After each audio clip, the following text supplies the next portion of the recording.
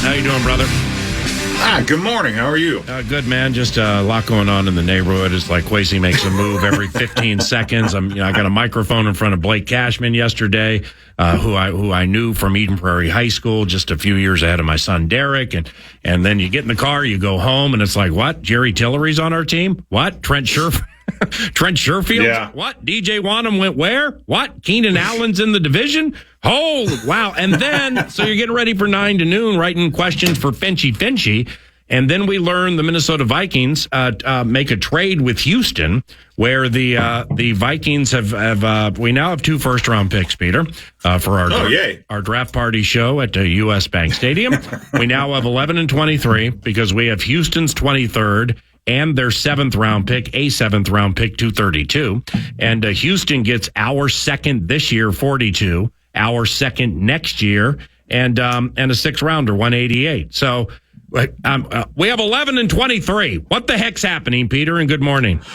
Well, a couple of things. I think number one, it makes trading up into the top, I'd say 3, maybe a reality, depending on whether the Patriots want to really truly rebuild elsewhere or grab one of these, one of the quarterbacks, maybe the Cardinals, maybe the Chargers. So I think it gives you some ammunition and then some insurance as well, that if things don't go your way, the quarterback or quarterbacks that you covet and desire go elsewhere.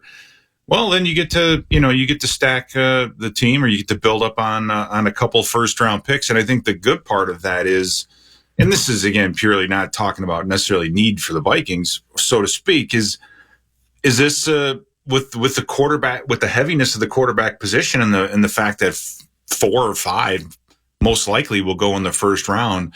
That leaves a lot of other positions that'll be untapped. So that 23rd pick, if the quarterback plan doesn't go the way we want it to, then you bring in 2 really good football players, one at 11 and one at 23. So, I don't think it's a draft where normally you'd think people would be trading down a little bit. They, right, to pick up one later, but we're in a situation, I think, where we've identified the quarterback of the future, and they want to do what they have to do to get there and to get him. The buzzword right now at Twin Cities Orthopedics Performance Center is flexibility. Is from what I've heard, with this deal, an hour and 20 minutes old, Kwesi Adofo-Mensah and staff and the team, they have flexibility in the first round with 11 and 23. Now, of course, they have next year's first round pick. You don't prefer to give that up, but the flexibility only will help them get exactly what they need. But in your experience, either the half decade you were a coach, or back when you played, if deals were made, or even just as a football fan, when a deal like this takes place, a month and a half in front of the draft or just a little less, isn't it fair to believe there's a handshake deal the Vikings have with somebody far in front of them in the first round, that, we now have this and this, you want this, this, and this, so we can acquiesce, let's metaphorically shake hands, and then draft day, we know we can come up to your spot. You think that's part of it? Yeah, I think some of that goes on. In what I don't know if you're willing to risk everything like that on just a handshake type deal, right? And that's a risk that you have. That's a risk that you run. But that's exactly how all of this goes. And the Vikings have been very, very active in free agency, and then you see kind of our free agent future with how much we're going to have of the cap available down the road, yep, right? I mean, that's another big number. So if you're looking down the road and saying, yeah, we're mortgaging some a lot of draft picks down the road, well, at least we have a lot of cap room down the road. Now, we haven't re-signed JJ. I get that. But it makes sense, I guess, is what I'm trying to say. You're not like in the Chargers position where you're cutting guys and having to get below a cap number by Wednesday or a certain time or midnight or whatever time the pumpkin turns back, or the carriage turns back into a pumpkin. And so you have that pool of cash out there in the future. So if you're not able to grab the quarterback that you need, at least you have some money to shop. Or if you do leverage and trade a ton to get the guy that you want, then you do have some cash on hand to fill some holes later. So, yeah, it's interesting. I mean, this whole offseason, Paul, has been one for the ages. I mean, good God, you give these GMs, you give them $33 million extra to spend, and everything goes nutty. I mean, I don't recall a free agency like this. No, and we'll see how this draft goes too. So this could be a banner year for everything. Just so many moves and so many different things going on. So it's been every day waking up. Oh, look at this. Oh, hey, look at that. Austin Eckler. Oh, okay. It's right. Amazing. And Jerry Tillery. All right. I mean, he's a little bit of a wild card in this thing because clearly bringing in Jerry Tillery, it's a prove it deal. All right. And it's like Marcus Davenport got a prove it deal from the Detroit Lions, meaning we're going to give you the entire offseason to prove you belong with us so that we guarantee your contract after week one for the totality of the season. Tillery's in that boat. Now, why I say he's a wild card is, I mean, he was ballyhooed. He was super highly hyped into the draft several years ago. And really, unless there are things I'm missing, it just really didn't work out. Now, let's not forget, Flores, as the defensive coordinator here, there were a handful of players last year who had the best seasons of their careers under the tutelage of Flores and his staff. So if Tillery rushing the quarterback, even as a backup on the inside, works, that's a hell of a hit right there, man. It is. And I looked at some of my notes from when we were when we were playing the Raiders, and I saw that he played a little bit of nose tackle, but played a lot of played some three technique, and he really showed up a lot as a three technique. We'll get deeper into this as we go, but I mean, here's a guy, like you said, with a ton of potential, and I guarantee you that the Lions are going to get more out of Davenport this year because he realizes this is it, right? He's that high first round equity will get you 2 or 3 years. That second contract, it's probably going to help because things maybe didn't work out, so to speak, with that first team. But then you go to the next team and you play 4 out of 17 games, and then someone else is like, "All right, listen, we'll take a flyer on you, right?" Yep. And so this is put up or shut up time for a guy like Davenport. But we got a lot out of last year out of Danielle Hunter, and Danielle Hunter knew this was a free agent year and he was going to break the bank. So having guys on prove it deals or going into free agency, you do. You get a lot out of them, right? And I think it's a good situation and an opportunity to give this guy one more shot and in a position of need. And like I said before, if you were to pick a position on this defense, it would be interior defensive line. Big time. I mean, you don't get double teamed the line. Yeah. You got you walk everybody up to the line of scrimmage, and I think that as a free agent, D lineman would want to be here, would want to play in this system.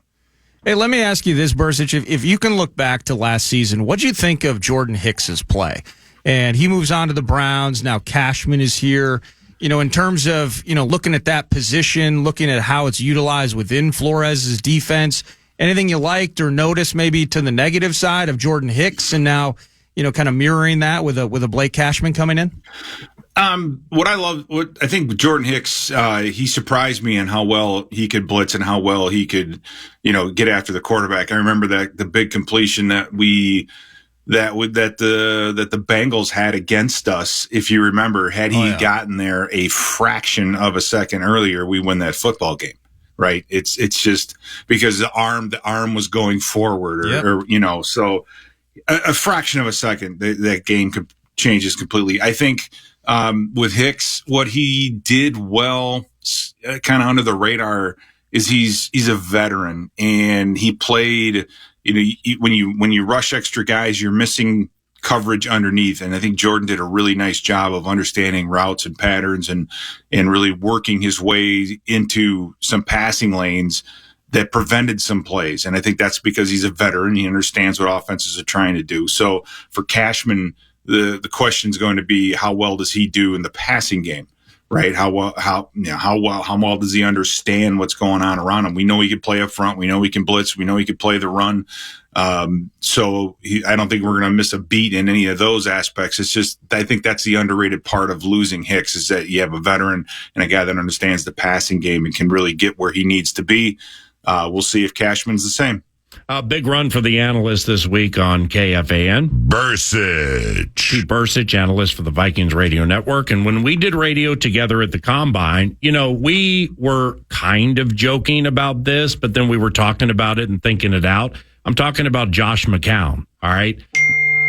The new quarterbacks coach for the Minnesota Vikings. You can be like, have you heard Terrell Brandon owned a barbershop? That's super, super old school, but old schoolers will remember it. Hey, have you heard Josh McCown coached Drake May in high school? All right. Well, have you heard Josh McCown, who, by the way, hired his quarterbacks coach for the Vikings, Chris O'Hara, becomes passing game coordinator? I mean, that absolutely came out of nowhere. Okay.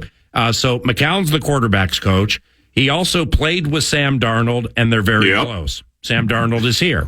He also coached Drake May in high school, and the hypothesis is 1-for-1 out of two potential equations here. The second being Drake May with Josh McCown ruining dreams in 2003, costing you a bonus of $32,000 by not getting the Vikings to the playoffs as linebackers coach.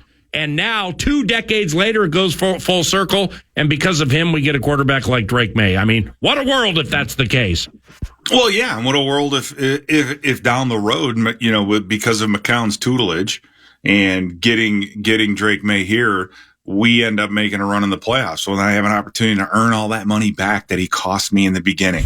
So this could be the retribution tour for McCown. Excuse me. That's what I'm hoping. Pete Bercich, we're all hoping. Analyst for the Vikings Radio Network. All right, in closing, once again, if you just joined us, it's a very fluid situation here, 9 to noon with the Friday Football Feast. Bear with us because Kwesi Adofo-Mensah is he's making a move every 5 seconds. All right, from Jerry Tillery to Trent Sherfield to this morning.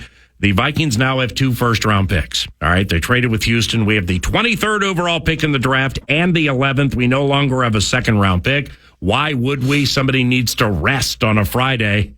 I always love that one. After all of the moves made up to the draft. So, it's the speculation is going to be absolutely you got that first-round pick, and potentially there's a handshake with somebody because you're getting up to 3, 4, 5, something like that.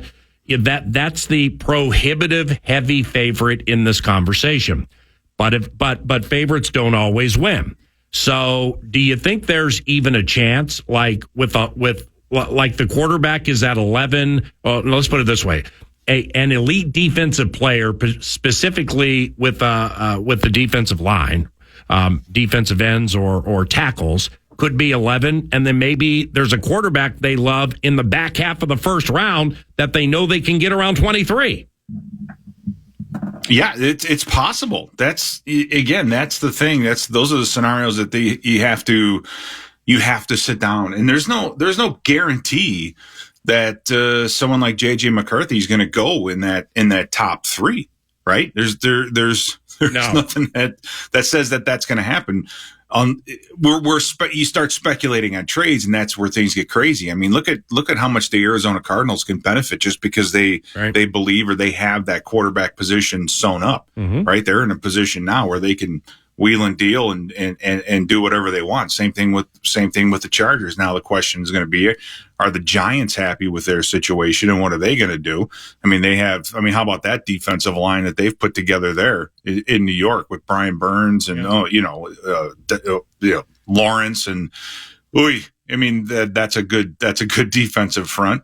And then right above us, Atlanta, they've given away everything except for draft picks right now. So again, the Bears, they're probably going to be taken care of. And I don't know, man. You may not have to move up that far. You're right, Paul, to get or move at all to get the guy that you want. Well, so it's the Arizona Cardinals. All right. So the Vikings, after they lose 19 quarterbacks last year, they make a quick trade with Arizona for Josh Dobbs.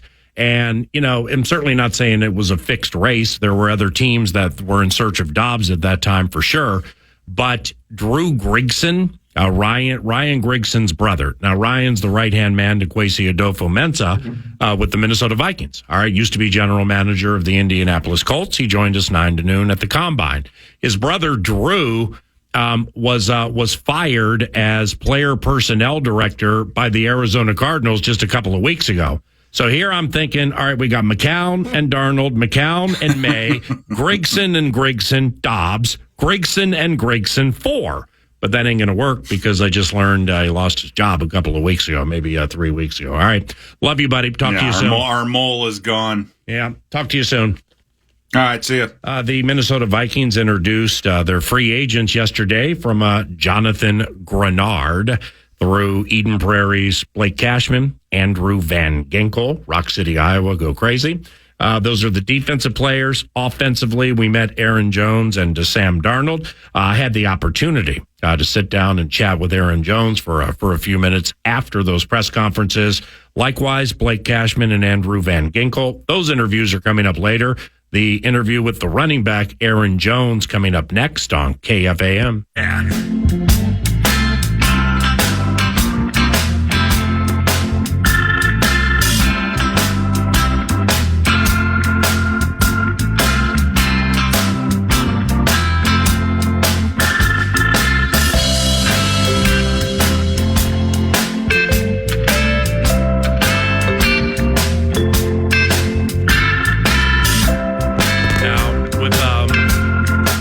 With this trade this morning and being away earlier in the week and the world just spinning on its metaphorical axis 1,000 miles per hour, at least as free agency goes. Man, and you were on Venice Beach. Like you had guy on rollerblades with the guitar and the amp on his back playing Bob Marley tunes. Right. You had unregistered tattoo artists, some guy dancing on glass. Right. And the free agency world was exploding. Right. All of that's overstimulation for the host. Well, and those basketball games and that hotel and those people. It was unbelievable.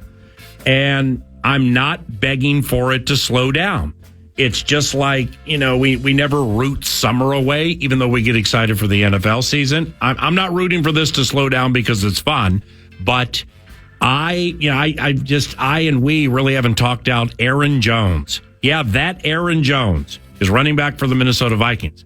It's like fly home, head to the rink, sounds of hockey in play.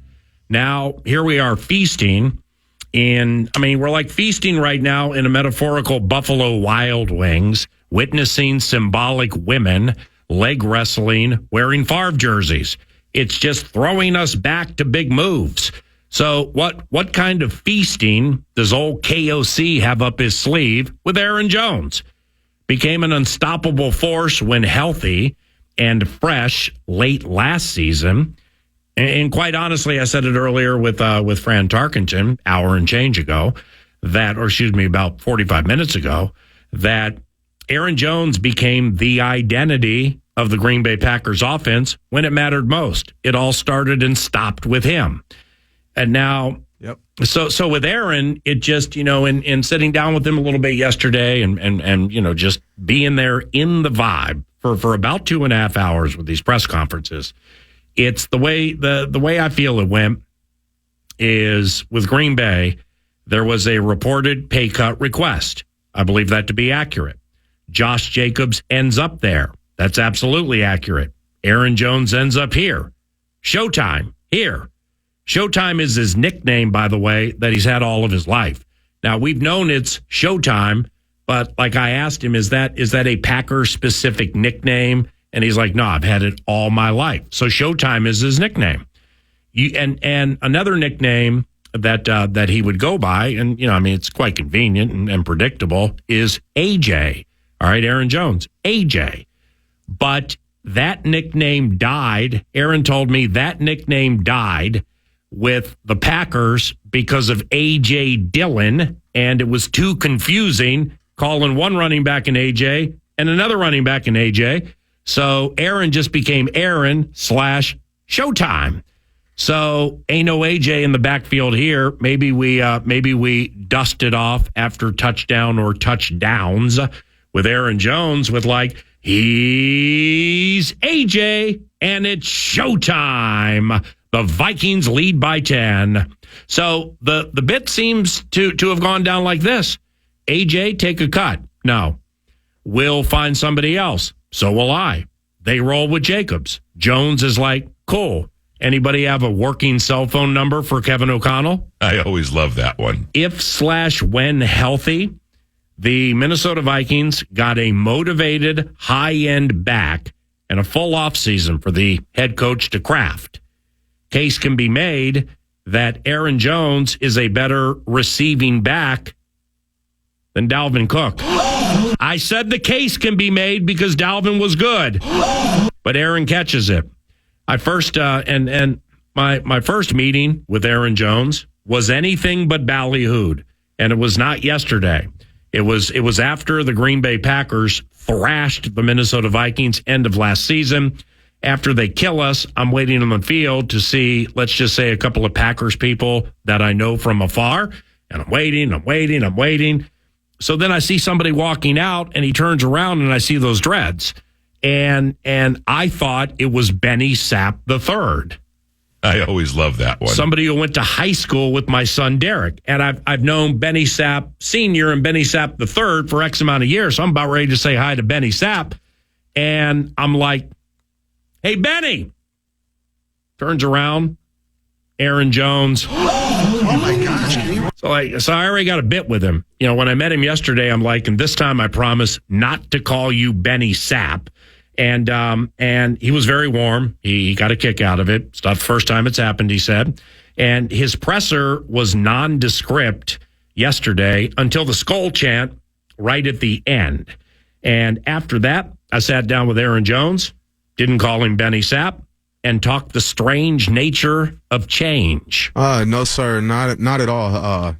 I thought it would be, but not at all. After walking in here, being in the facility last night, meeting the coaches, it felt like this is where I'm supposed to be.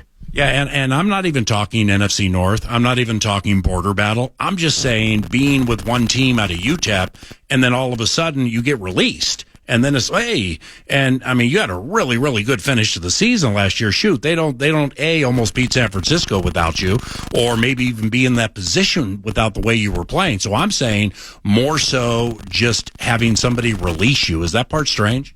That part is strange, after the season, I was told that, hey, we love you, you're the heart and soul of this team. So in my mind, I'm thinking I was going to be back. But, that's how the business works. You never know at the end of the day. And I thank the Packers for giving me the opportunity. Thank the Packers community for being great to me and giving me an opportunity to establish myself off the field as well in the community. So I thank them for that. But it was weird seeing that. But like I said, I was notified a little bit before that. So a day or two before that. So when it happened, I was fine. Aaron, it's awesome to hear you lay it out like that. The Bible teaches to whom much is given, much is expected. And, you're like getting out in the community Tuesdays. That's important to you, isn't it? Oh, yes, sir. It's very, very important to me. What goes around comes around, or when you're blessed, you bless others, and it'll come back full circle.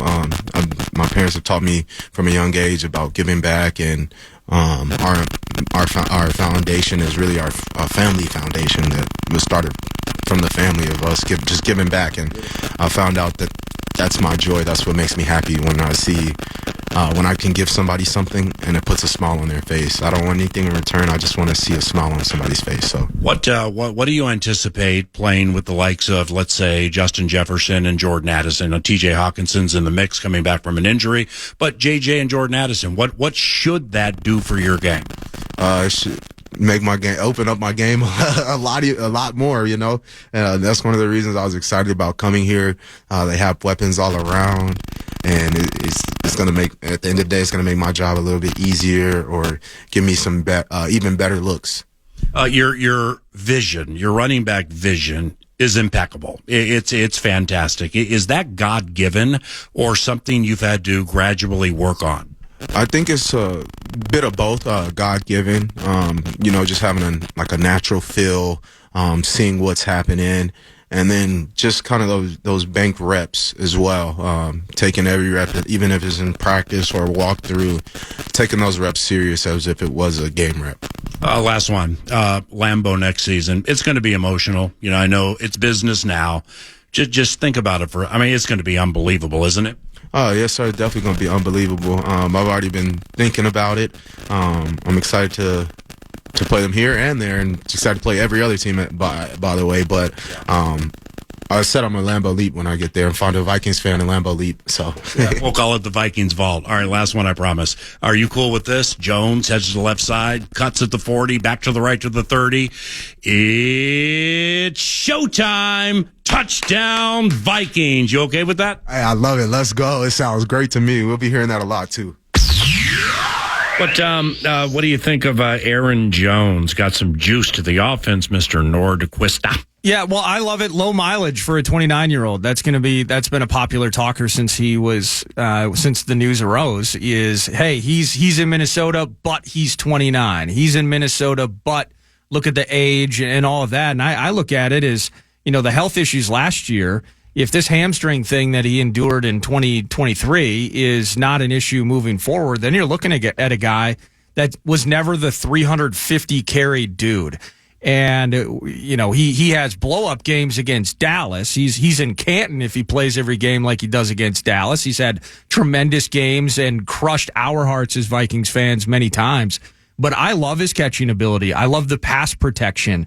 I love so much about Aaron Jones in this mix. And for a team that needs to be a lot better, we'll say, at the efficiency, the explosive opportunities via the run game, maintaining that pass protection and all of those things, I think this is an incredibly economical option for the Purple, as KOC still has the run game on his plate, his to-do list, certainly. But when we were talking about massive free agent investments and you saw all those running backs going off the board for a one-year opportunity, in some ways maybe it's a prove it or it's a shortstop or a prelude to an extension, wherever it ends up. Yeah. I love that Aaron Jones is here. I think that was a massively positive get for Kwesi and the Vikings. At 1 year, $7 million. It's apparent to me that after being asked to take the pay cut, which Aaron said was predictable, but I don't think he thought it would be as big as they requested. And they were casting their gaze the way of Josh Jacobs, who's, I think, a couple years younger than Aaron Jones. All right, cool. But a guy, by the way, that has all the tread on off those tires that I was praising Jones for. Yeah. Josh Jacobs has been used a lot with the Raiders the last couple of years. But 1-7, okay?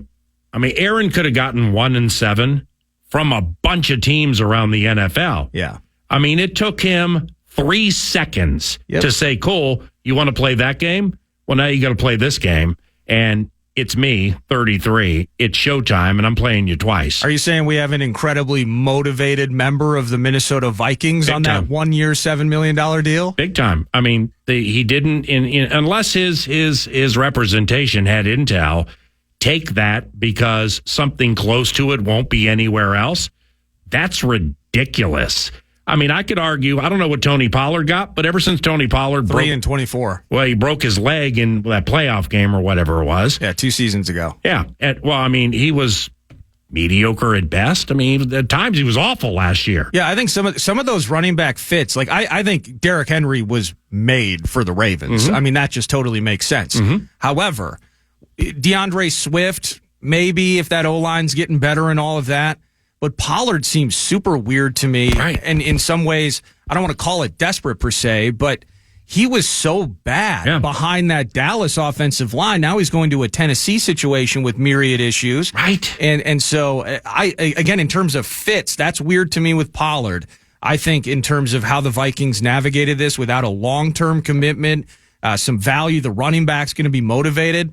I mean, this is all plus signs on my side of things, at least in terms of Aaron Jones being here. Yeah, it's just abundantly clear to me when it goes cut, bam, another team in division chief rival. Well, that was like, I mean, Aaron, I'm certainly not one to get in anybody's cash, but Aaron's made a fair amount of money during the course of his career. So 1 year, $7 million, get to hopefully beat those guys twice and put together a good season with 13, 14, 15, 16, 17 games. I mean, I think he's only played a full season one time in his career. And he had 16 rushing touchdowns one season, and I'm pretty sure it was that season. And the receiving touchdowns, I mean, we got some sixes in there. Yeah, 2019. Yeah, 2019. So you have a motivated Aaron Jones, you have a speedy Aaron Jones, you have a very smart Aaron Jones. I mean, 2022, he played all 17, only had 2 rushing touchdowns, 5 receiving touchdowns. So he has played 2 full seasons in his career, 15 in the mix, all of that. Right. Last year really was the most hurt or nicked up he has been in his career, but then once he was full cylinders towards the end, I mean, Jordan Love was feasting on having that running game, and so was the team as they advanced in the playoffs. So, I mean, next step, like what's next plan, always is important to 9 to noon. So, I mean, it's like before the trade this morning, and with the trade where the Vikings now have 2 first-round picks, yeah, if you're just tuned in to 9 to noon, good morning. That's beautiful. Hopefully you have a fantastic weekend, and God bless your family. The Minnesota Vikings traded with the Houston Texans, and we gave up our second-round pick this year and a second next year, along with a 6th-round pick this year. And all of a sudden, the Minnesota Vikings have picks 11 and 23 in the first round. Draft party show, though. So the belief is it's to angle yourself to get the exact quarterback you want. And I'm not one to say that belief is wrong. And quite honestly, I would not bet against that belief. However, when you swing like that, and after you go 1-10 with Sam Darnold, it's that's going to be the anticipation, the talker, the guessing, the speculation, and stuff like that up to the draft for sure. That it's going to be a quarterback, but does that quarterback come in and play immediately? What does Darnold with the 1-10 mean?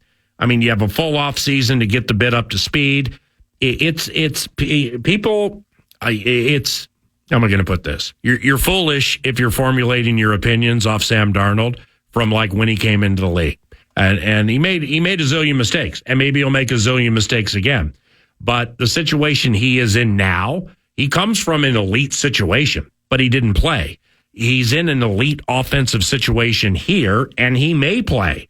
He's never played with an offense like this, and when I say play, I mean play in games. So like when I say an offense like this and an aggressive play caller like Kevin O'Connell, I mean, Kyle Shanahan's as aggressive as they get, and their offense is as good as it gets. Main man never played. So with Sam, if he does play, it's going to be there for you, brother. Go out and dagger it. It's going to be there for you. This ain't Robbie Anderson in Carolina. This is not Chris Herndon with the New York Jets. This is not sitting on the bench and watching Brock Purdy throw shallow crosses to Deebo Samuel. This is Justin Jefferson, Jordan Addison, a healthy Hawkinson, off-play action to Aaron Jones. You've never had that in your life. So if you play, it's right there in front of you, my man. You got to go out there and get it and dagger it.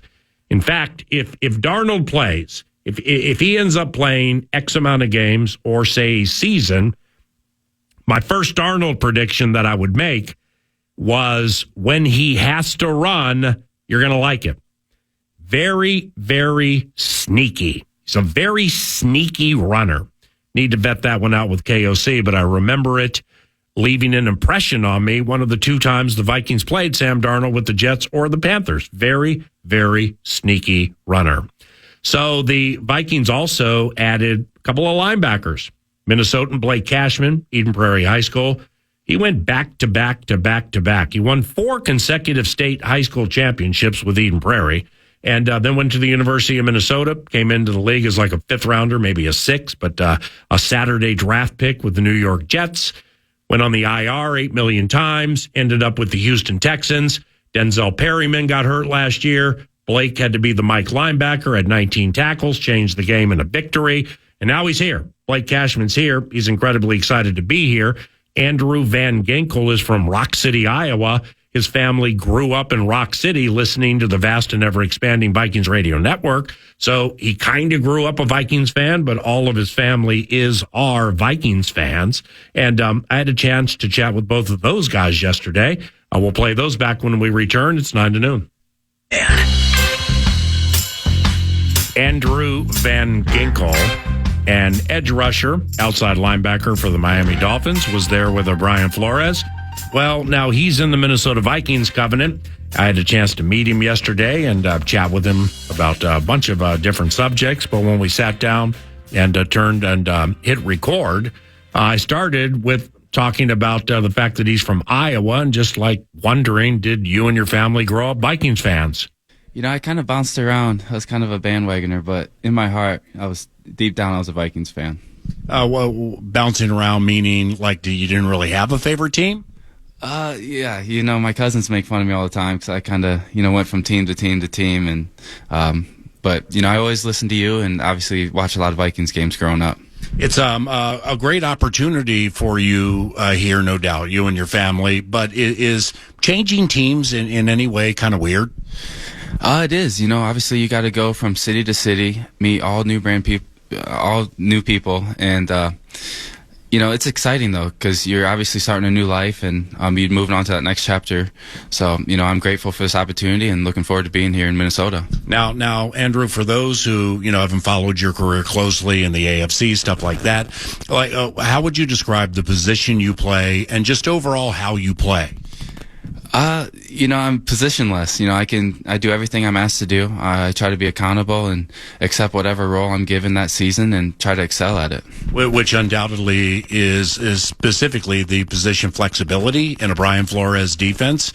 I mean, you probably learned that, when he was with Miami and you had just come into the league. That's super important for him, right?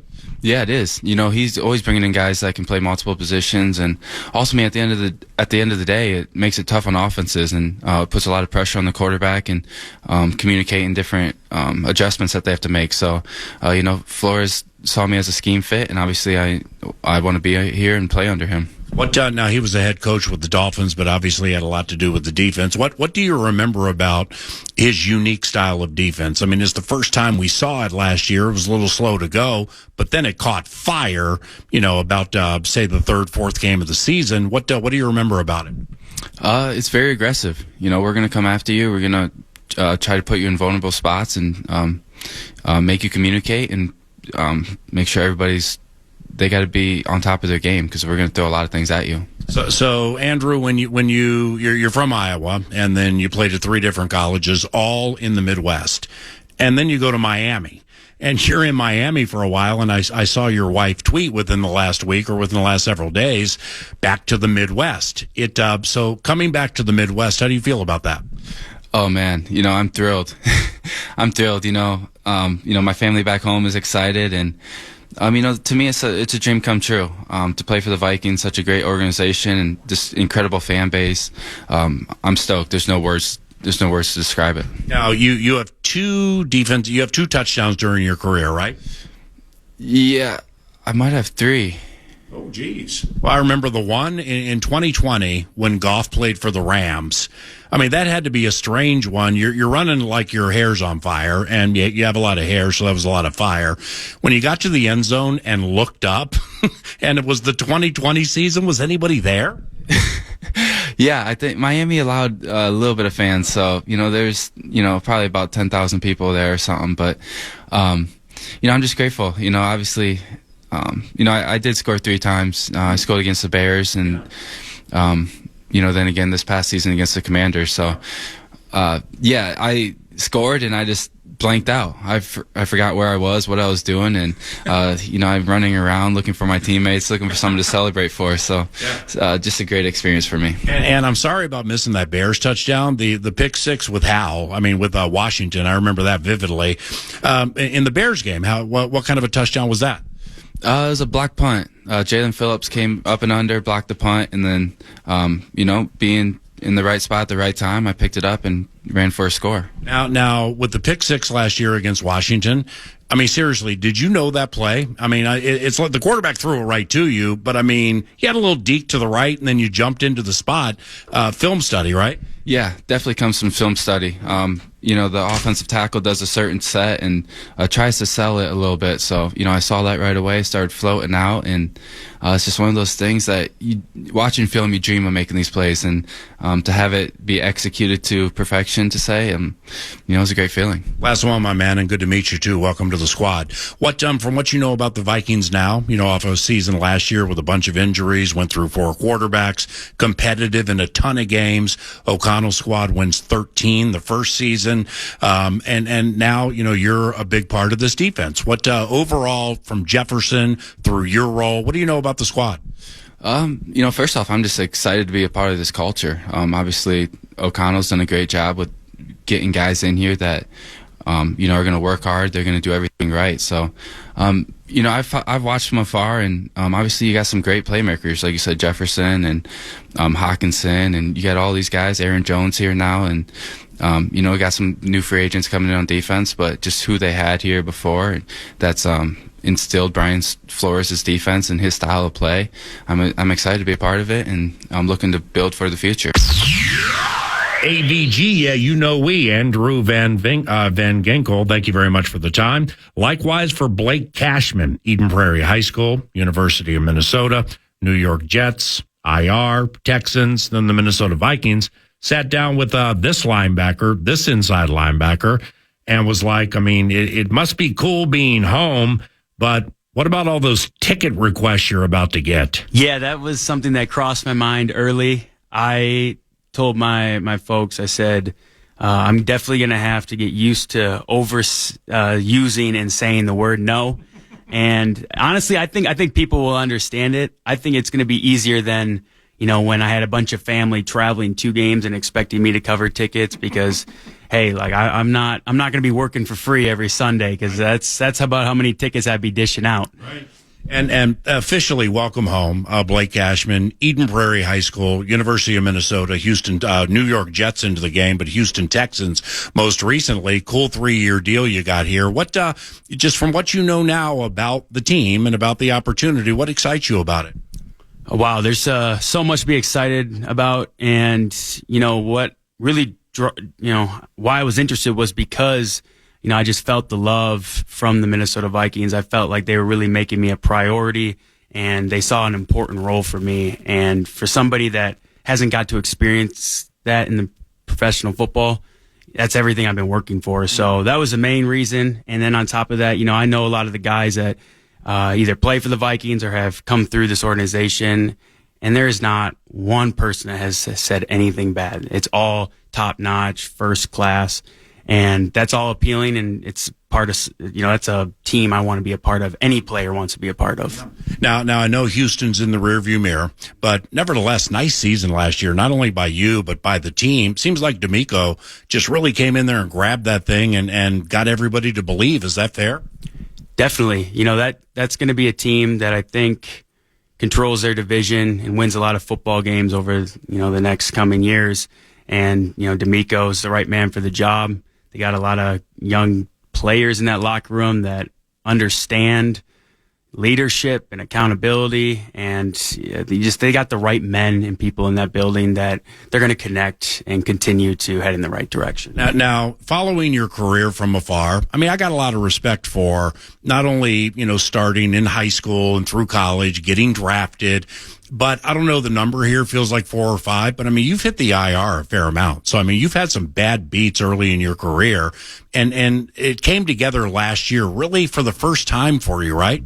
Yeah. Early on, especially my second and third year in the league, I struggled with injuries. I got traded to Houston, which ended up being the biggest blessing ever. The performance staff in Houston, who has also, I got to put on the record, has said amazing things about the performance staff here in Minnesota. So they're like, you're in great hands. Like, you're going to pick up where you left off here. But that performance staff taught me a lot about how I should be taking care of my body, what I need to do for recovery, what I need to do for training. And that really helped me kind of get over the injury bug. And I just feel physically better throughout the season and on game day. Now, correct me if I'm wrong here, because I didn't watch a lot of your games last year, but you had 19 tackles in a game against Arizona. And position flexibility in a Brian Flores defense is imperative. We got safeties playing linebacker, sometimes playing inside corner, stuff like that in Josh Metellus. But in that game against Arizona where you had 19 tackles, did you have a position change in that game? I was predominantly the Mike linebacker, but there was a handful of times we had to go base defense and bring a third linebacker on the field. So when that happened, I would bump over and slide into the Sam linebacker position. But yeah, I mean, that was a fun game for me, being able to fly around the field. And, thankfully, my teammates are doing their job, allowing me to get a lot of opportunities to make plays and to capitalize on those plays. Edge rusher, pass rusher, just defensive player, Jonathan Grenard. What, for those who haven't watched him up here, what can you tell us about how he plays? He plays, with his hair on fire. I'm so happy he's here and he's going to be lined up in front of me, because I felt like a lot of my big plays or TFLs happened when he was lined up in front of me, because he's got a very quick first step.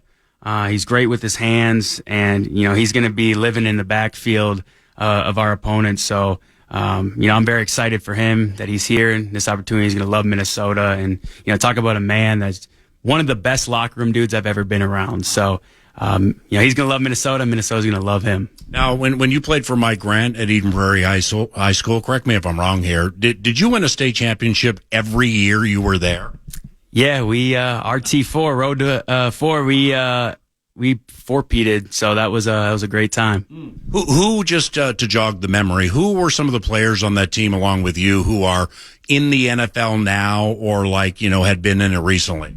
So Ryan Conley, who just finished up his 5th year, he was in New Orleans, the Saints. Yeah, he was a Viking as well. It was myself, Carter Coughlin, who just signed back for his 5th year with the New York Giants, and for a couple of those years, Antoine Winfield, who we all know, the All-Pro safety down in Tampa, outstanding player. So we had some talent on that high school football team. And it's, the NFL and the trade and now free agency, the business side of it can overwhelm people at times. So does that, looking back on those days, just talking about it now, I mean, how special were those days at Eden Prairie High School for you and your family? Oh, I mean, Friday Night Lights is some of my favorite memories when I, just think of my entire football journey, and, to be able to carry that over to the University of Minnesota, which I think of a school in my backyard, and then now get to play for the Minnesota Vikings. I mean, that's a story that nobody can even dream of or come up with. It's crazy. Last one. Houston, I'm sure, as you know, is here and on the schedule. We don't know the date, but you're going to play your former team. That may not be as emotional now as it will be the week up to the game, but you probably thought about it a little bit, right? Absolutely. I was thinking about that within the first 20 minutes of me agreeing to terms with the Vikings, but going to be excited for that. Every player is, everyone's competitor and, wants to get the better of their old team and teammates. So I'm very excited for that opportunity, and it's going to be a good one. Aaron Jones, Andrew Van Ginkel, and Blake Cashman leading us into the final hour. A break from football for a second. Replay the Chris Finch interview from the beginning of the show in case you missed it. Then back to football and this big Vikings trade and stuff like that. Good morning. It's 9 to noon.